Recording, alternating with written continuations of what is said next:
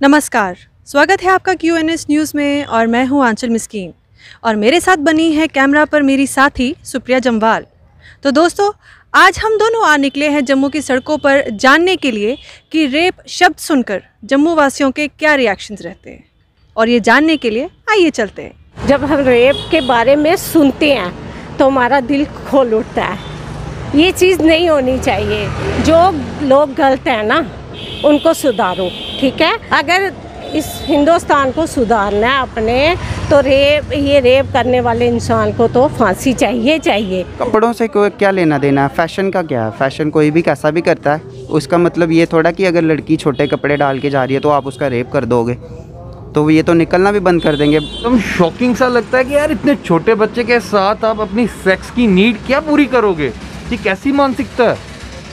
मुझे लगता है कि जो ये आदमी इस तरह का कृतज्ञ करते हैं वो मर्द कहलाने के लायक नहीं है। चाहे वो कोई भी सरकार आए जाए, मुझे उससे कोई लेना देना नहीं। आज अगर मोदी सरकार है तो उनको ऐसा कानून बना देना चाहिए कि उसको शूट एट साइट का ऑर्डर, या कि इतना तड़फा कर उसको सब पब्लिकली मारा जाए कि लोगों के अंदर एक डर पैदा हो जाए कि वो ऐसा काम करने से मतलब कि सोच भी आए तो वो कांप जाएं। यहाँ तक मैंने सुना है कि फॉरेन कंट्रीज़ में कुछ कंट्रीज़ ऐसी भी हैं जहाँ पर ऐसा काम करने वाले को पब्लिकली बीच चौराहे पे ले जाकर मार दिया जाता है। तो हमारे देश में क्यों नहीं?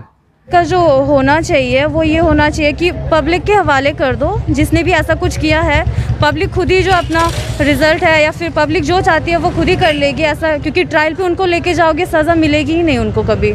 चाहे आप बुर्का पहनो, चाहे आप 6 मंथ्स की बच्ची के साथ भी होता है, उसका तो मतलब ऐसा होता है कि फुली डेवलप्ड मतलब पार्ट्स भी ऐसे नहीं होते, मैं बोलना नहीं चाहती, बट फिर भी उनके साथ भी होता है। तो कपड़े के साथ तो इसका बिल्कुल भी कोई भी रिलेशनशिप है ही नहीं।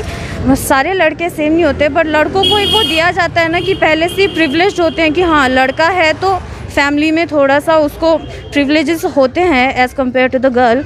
तो उसमें मुझे लगता है कि उनकी परवरिश में भी होगा कुछ ऐसा, अपने सराउंडिंग्स में देखते होंगे ऐसा करते हुए, तो फिर इसीलिए शायद जब हम ऐसी बात सुनते हैं तो हमारा तो दिल सड़ता है, जलता है, और हम एक किस्म के पागल जैसे हो जाते हैं कि आज के युग में भी बच्चियों के साथ इतना दुर्व्यवहार हो रहा है।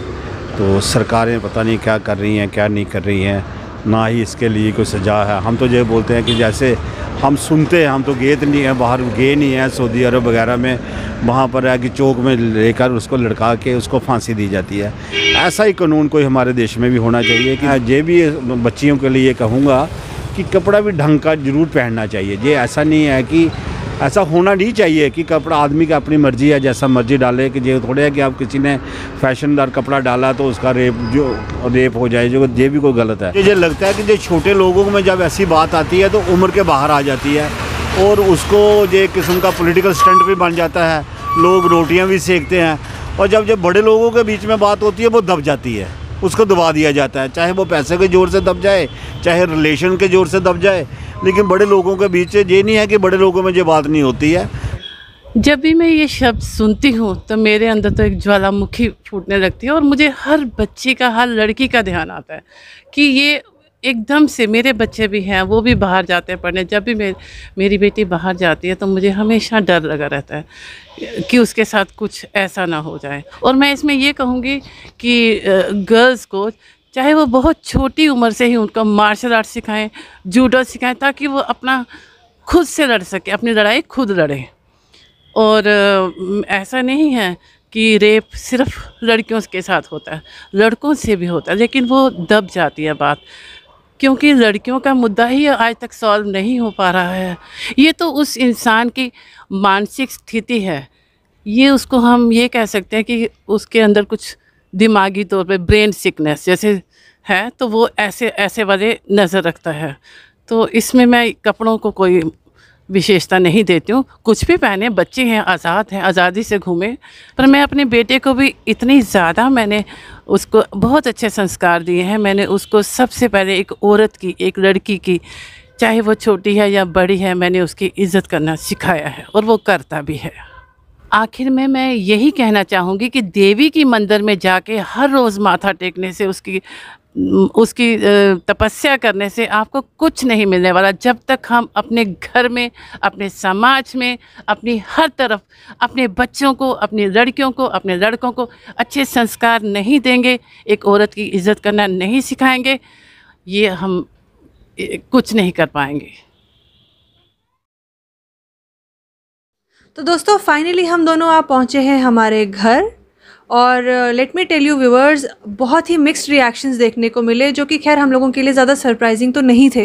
लेकिन आंचल, हाँ? मेरे लिए बहुत सरप्राइजिंग था ये चीज़। अच्छा? कि लोग पर्दे के पीछे तो बात कर रहे हैं, पर पर्दे के सामने आके कोई बात नहीं करना चाह रहा है इस मुद्दे पे। क्योंकि बात करने से ही देखो बात बनती है, बिना बात किए तो कोई सोल्यूशन निकलेगा नहीं।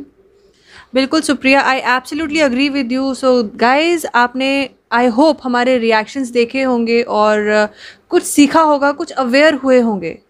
तो अगली बार हम दोनों फिर आप सबके सामने ऐसे ही किसी एक मुद्दे को लेकर आएंगे। तब तक के लिए हमें दीजिए इजाज़त।